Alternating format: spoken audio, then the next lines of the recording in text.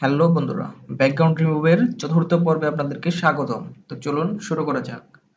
প্রথমত আমি আমাদের স্যাম্পল ইমেজগুলো দেখে নিচ্ছি যে এই রকম ইমেজ হলে, যেমন ধরুন এরকম একটা ইমেজ বা এরকম ইমেজ, মানে এরকম যদি ওয়ালের সামনে হয়, বিভিন্ন শেপ আছে এখানে, এদিকে একটু সাদা বেশি, এদিকে ডার্ক, আবার এদিকে ফ্লোর, এরকম ইমেজ যদি হয়, বা এদিকে দেখেন মানে খোলা আকাশের নিচে বা বাইরে সবুজ গাছপালা আছে পিছনে, হালকা ব্লার, আবার এদিকে আছে যে গ্রিন স্ক্রিনের যে ইমেজগুলো, এরকম টাইপের ছবিগুলা, বেশ কয়েকটা ধরনের ছবি আমরা নিচ্ছি আজকে।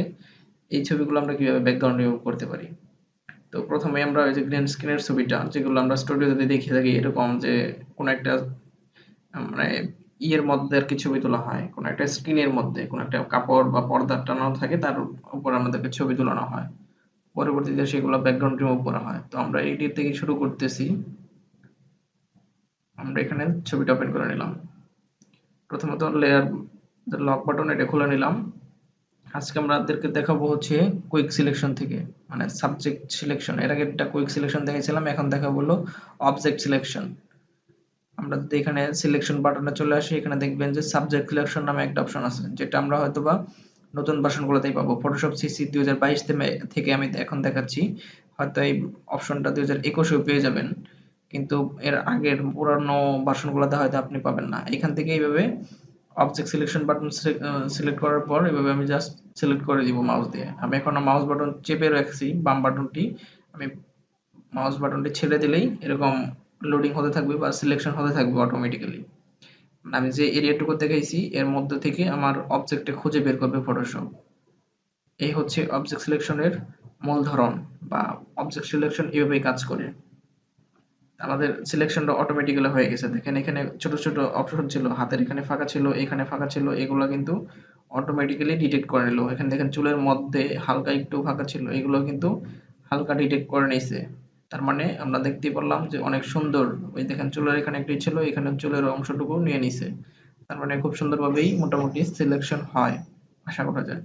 এখান থেকে যদি আমরা এখানে সিলেকশন হওয়ার পর আমরা এখানে এই দেখেন মার্কস, লেয়ার মার্কস অপশনে যদি সিলেক্ট মানে অপশনে ক্লিক করি, সেক্ষেত্রে ব্যাকগ্রাউন্ডটা রিমুভ হয়ে যাবে।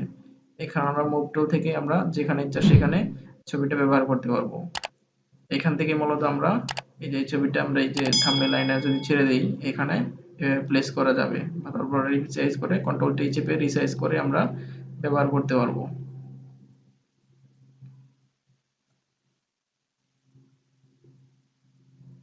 আমরা ছবিটা ডিলিট করে দিচ্ছি, আমরা থাম্বনেলটাই চলে যেতে চাই।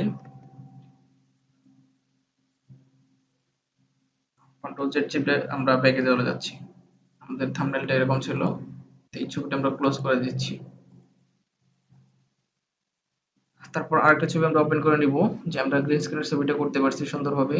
আমরা এখন দেখব যে এরকম ছবি হলে কিভাবে করতে পারি, মানে আসলে কিভাবে এইভাবে ছবিগুলো আসলে অবজেক্ট সিলেকশন দিয়ে কাজ করে কিনা। লেয়ার লক বাটন খুলে নিলাম, মানে সবগুলো ছবিতে কাজ করে কিনা আমি একাধিক ছবি দিয়ে আমরা আপনাদেরকে দেখিয়ে দিচ্ছি।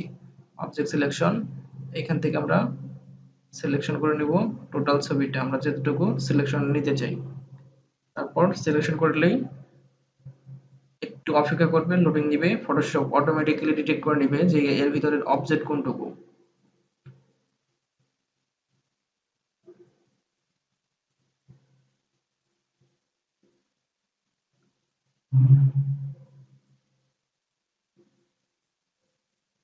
এই দেখুন কত সুন্দরভাবে সিলেকশন হয়ে গেছে। হ্যাঁ, নিখুঁতভাবে সিলেকশন হয়ে গেছে। আমরা এখান থেকে যদি লেয়ার মার্কস ক্লিক করে দিই, আমরা দেখবো যে ব্যাকগ্রাউন্ডটা চলে গেছে, খুব সুন্দরভাবে ব্যাকগ্রাউন্ড রিমুভ হয়ে গেছে। এখান থেকে আমরা মুভ টুল দিয়ে আমরা যেখানে ইচ্ছা সেখানে নিয়ে ব্যবহার করতে পারবো। এখানে ট্রান্সপারেন্ট অবস্থায় আছে, খুব সুন্দরভাবে এটা ব্যবহার করতে পারবো।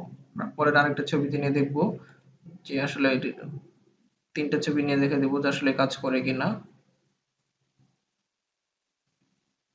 জাস্ট প্রমাণ করার জন্য আমি তিন ধরনের ছবি নিয়ে দেখাচ্ছি। এখন অবজেক্ট সিলেকশন, এখানে ক্লিক করে দিলাম।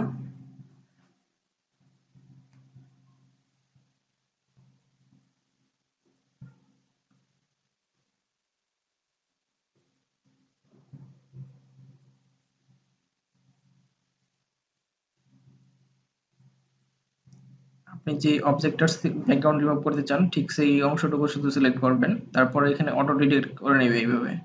হ্যাঁ, খুব দেখেন সুন্দরভাবে জুতা এবং পায়ের এদিকেও ভালোভাবে সিলেকশন হয়ে গেছে। আমরা এখান থেকে অ্যাড লেয়ার মাস্ক ক্লিক করে দিব, দেখেন জুতার জায়গায় ঠিক আছে, ব্যাকগ্রাউন্ড টুকুই নেই।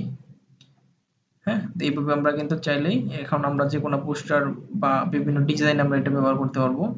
হ্যাঁ, যে কোনো ব্যাকগ্রাউন্ড আমরা অ্যাড করতে পারি। আর ব্যাকগ্রাউন্ড যদি অ্যাড করতে চান পিছনে অন্য কোনো, আমরা সেক্ষেত্রে যে কন্ট্রোল প্লাস বাটনে চেপে ধরে আমরা এখানে একটা ব্যাকগ্রাউন্ড অ্যাপ্লাই করে দেখাচ্ছি যে আসলে আদৌ ব্যাকগ্রাউন্ড অ্যাপ্লাই করা যায় কিনা, বা ব্যাকগ্রাউন্ড দিলে দেখা যাবে আসলে প্রপারলি কাজ করছে কিনা, বা ব্যাকগ্রাউন্ড রিমুভ হয়েছে কিনা। আমরা এখানে ব্যাকগ্রাউন্ড সেট করে দিলাম।